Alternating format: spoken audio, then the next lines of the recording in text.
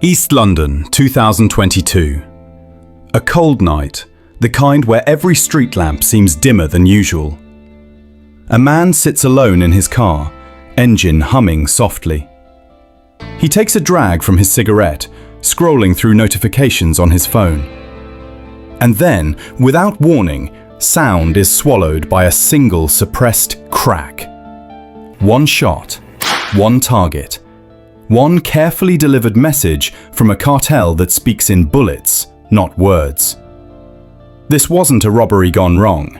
This wasn't a fight that spiraled out of control. This was an execution, planned, timed, and delivered with frightening accuracy. And the man who died that night, Daniel Smith, wasn't someone most people in London would recognize. But in the hidden circuits of Albanian organized crime, he was the spark that ignited a storm. Tonight's story uncovers the truth behind Daniel's final moments and the terrifying network of traffickers, enforcers, and underworld power brokers that made sure he wouldn't see another sunrise. If real crime stories, raw, unfiltered, and built from real events, are what you're here for, hit subscribe. Because this isn't just another crime story, it's a signal. A warning whispered through East London's shadows. Welcome to Walthamstow, East London. By day, it looks harmless enough. Street markets winding down after long hours, mopeds zigzagging through traffic, kids dribbling footballs in battered basketball courts, chicken shops glowing neon under flickering streetlights. A normal evening, a normal neighborhood. But when the light fades and shutters come down, another version of the area wakes up, a version most people ignore. Behind the facade of everyday life, the streets hide a darker architecture, one woven with silence, coded messages, and money that never touches a bank. Over the past 10 years, this corner of East London has changed, subtly, quietly. The Albanian Cartel didn't show up wearing colours or shouting threats. They arrived like businessmen, like chess players who think 10 moves ahead. No flashy clothes, no viral threats on social media. Just a machine-like system. Supply in, money out. No unnecessary noise. They built routes everywhere. Legitimate cafes masking illegal meetings. Car washes covering stacks of unaccounted cash. Hidden apartments used to stash product. And the people who crossed them? They didn't get warnings. They got erased. Daniel Smith didn't belong to the core inner circle. He wasn't blood, wasn't a trusted lieutenant, wasn't a hardened street soldier. But he was close enough to be useful. Close enough to know things. And in that world, knowledge can be deadlier than any gun. Daniel grew up in Walthamstow, not in comfort, but in survival mode. Council estates, grey towers, sirens echoing through narrow alleys. It was an environment that teaches you two things early: stay alert and stay adaptable. And Daniel fit right in. Quiet, quick, invisible when he needed to be. By his early 20s, he had made a name for himself. Not loud, not dramatic, but consistent. He wasn't like the drill artist trying to blow up on YouTube. He wasn't like the teens making reckless decisions for online clout. Daniel preferred silence. He worked in the background. He became a facilitator, a go-between. Someone who knew how to move things and keep them moving. Money, drugs, information. He handled transactions in back rooms of barbershops. He arranged drop-offs behind kebab shops. He made himself valuable without making himself seen. And the Albanians noticed, especially the Kadra clan, a quiet but terrifying syndicate from the Balkans with deep European connections. A group built on blood ties, generational loyalty, and a willingness to do anything for control. For a while, Daniel was safe, protected even, but not valued enough to be untouchable. Everything shifted in late 2021. A major shipment disappeared near Luton. Street value? Over £350,000. No CCTV, no witnesses, no explanation. At first, nobody blamed Daniel. But in criminal networks, silence is a disease. It spreads, infects trust, and someone always becomes the scapegoat. Daniel's name floated to the top. Maybe he took it. Maybe he knew who did. Maybe someone powerful inside the clan needed a distraction. Whatever the truth, the Cadre clan didn't wait for answers. They weren't investigators, they were judges, and they gave their verdict. Daniel Smith was marked. His fate wasn't debated in a boardroom. It was settled in encrypted messages sent across burner phones, in a language he couldn't understand. His life was decided before he even knew he was being watched. February 2022, Walthamstow. A grey afternoon, dreary as only a London winter can be. School kids flooding the pavements, parents hurrying home with prams, the smell of fried chicken drifting through the air. A normal, forgettable day. Daniel steps out of a corner shop on Hoe Street, Rubicon in one hand, phone in the other, completely unaware. Across the road, a blacked-out BMW X5 idles quietly. Two men inside, faces hidden, hands covered, number plates removed. They had been waiting for the exact moment. The shooter gets out, hood low, steps measured. CCTV catches the moment Daniel notices him. A flicker of recognition. Too late. 3 shots. Quick. Precise. A suppressed 9mm. A weapon chosen specially. Reliable. Untraceable. No margin for error. Daniel collapses instantly. Blood spills across the pavement. People scream. Cars halt. But the gunman? Calm. Controlled. He walks back to the BMW without hesitation. The car drives off like it's leaving a parking space, not a murder scene. 15 seconds. That's all it took to erase Daniel Smith from the streets he grew up on. A man who worked in shadows, removed in broad daylight. A message carved in gunfire for anyone watching. When you break the chain breaks you. But Daniel's death was only step 1. What came next was the real operation. Cold, calculated, and frighteningly professional. The BMW? Found later that night, burned to ash on an industrial estate in Essex. No DNA, no plates, no trace. Within minutes of torching it, the killers vanished in a second car. Fake documents, clean phones, and a planned exit route. Some intel suggested they hid in a Dagenham safe house. Others claimed they slipped east toward Kent. Either way, within 48 hours, ANPR cameras caught a car matching their pattern heading toward continental Europe. Interpol recorded a quiet vehicle crossing into Calais using forged paperwork.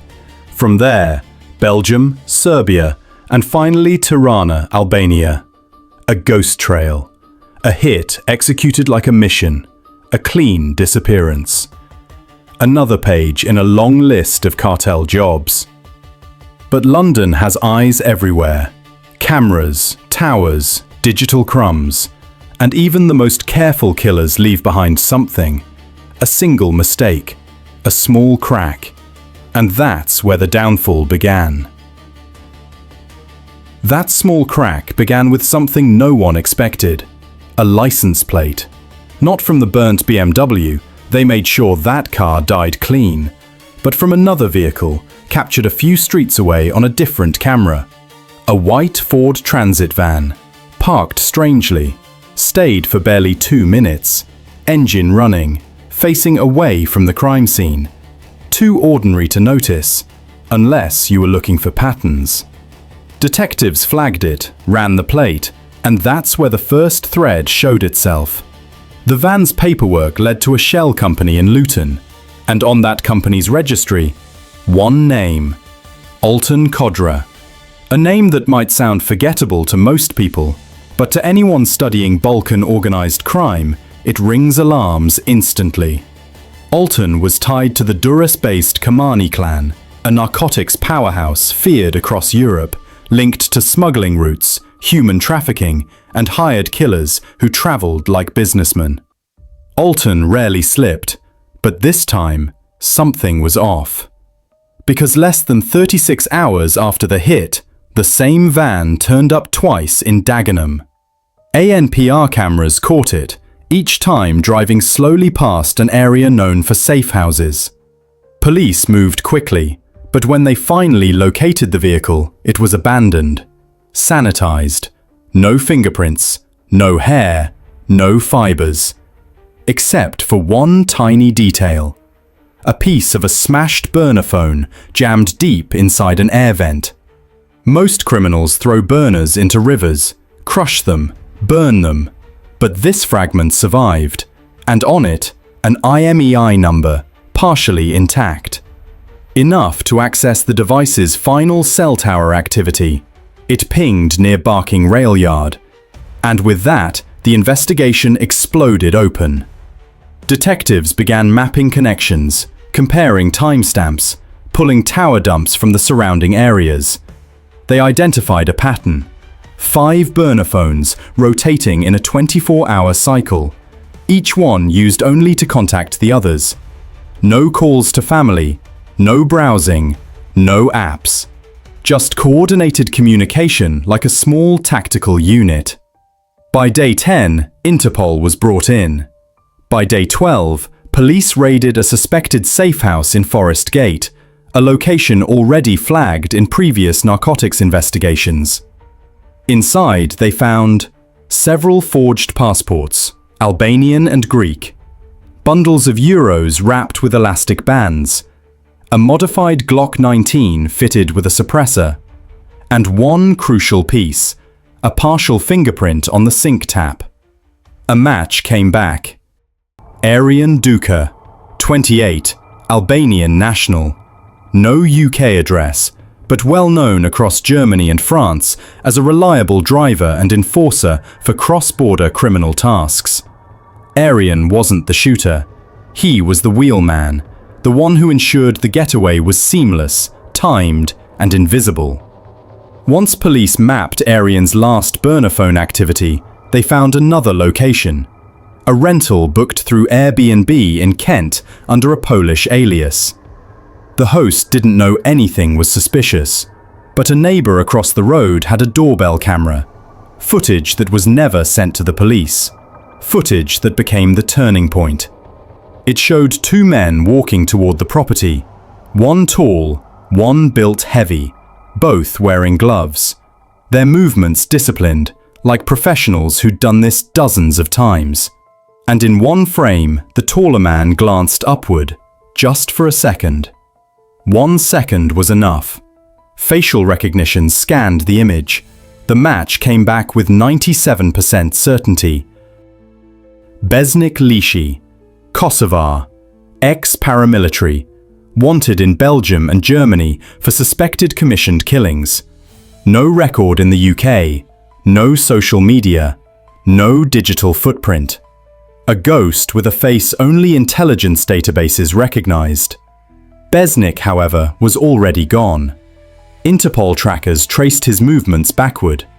The trail suggested he left the UK through a land route, entering Bosnia roughly 48 hours before police identified him. But the investigation didn't stop.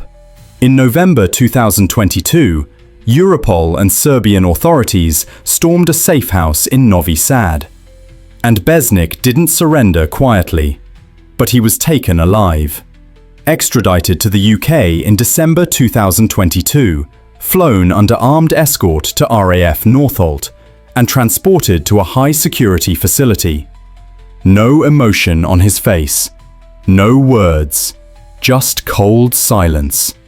He was charged with the murder of Daniel Smith, 3 additional conspiracy to commit murder counts, firearms offences including possession with intent, His legal team tried everything, challenging extradition documents, claiming insufficient evidence, questioning identification techniques. But they were not ready for the digital avalanche the Crown had prepared. His trial, The Crown vs. Leashy, opened in February 2023 at the Old Bailey. Public curiosity was enormous, but court sessions were controlled tightly. Certain proceedings were held behind closed doors due to risk factors involving informants and intelligence sources. The prosecution went in like surgeons. They rebuilt every second of the murder using ANPR timestamps, cell tower triangulation, CCTV from over 40 cameras, dashcam tracking from uninvolved vehicles, a 3D reconstruction of the BMW's route, burner phone activation sequences, analysis of forged documents and shell companies. They had everything except one thing: a direct witness. The defense leaned hard on that fact. No eyewitnesses, no full DNA, no fingerprints on the gun. They claimed mistaken identity, but the prosecution had three lethal pieces of evidence. 1. The doorbell camera glance. That single accidental glance upward by Besnick. The frame froze his face clearly enough for biometric mapping. It placed him in Kent, at a hideout connected to Aryan. 2. The Glock recovered in Forest Gate. Forensically matched to a shell casing found hidden under a parked car at Daniel's murder scene. 3. The voice note. A corrupted but partially recovered audio clip from an encrypted app. It was found on a server the cartel believed was wiped. A male voice, believed to be Besnick's, saying, "Puna e pasta," clean work. 3 words that dismantled an entire defense strategy. The jury took 72 hours. On March 17, 2023, Besnick Leashy was found guilty on all charges. His sentence: life imprisonment, minimum term of 38 years. His conviction sparked the beginning of something bigger. Within months, the Met Police, Interpol, and Europol Joint Task Force launched Operation Black Veil, a sweeping offensive targeting Albanian cartel networks operating in Greater London, Essex, and Kent. The aftermath included 17 high-value arrests, multiple extraditions, over £4 million in frozen assets, seizures of weapons, encrypted devices, and vehicles. Daniel Smith's murder became more than a tragic hit. It became a catalyst, a spotlight revealing how deeply entrenched international organized crime had become in London. Daniel wasn't a kingpin. He wasn't a threat. He was simply a man who got caught in the gears of a machine that doesn't stop once it starts turning. And the lesson his case left behind? In a world built on secrecy and shadow routes, even professionals make mistakes. A single camera, a single fingerprint, a single digital remnant.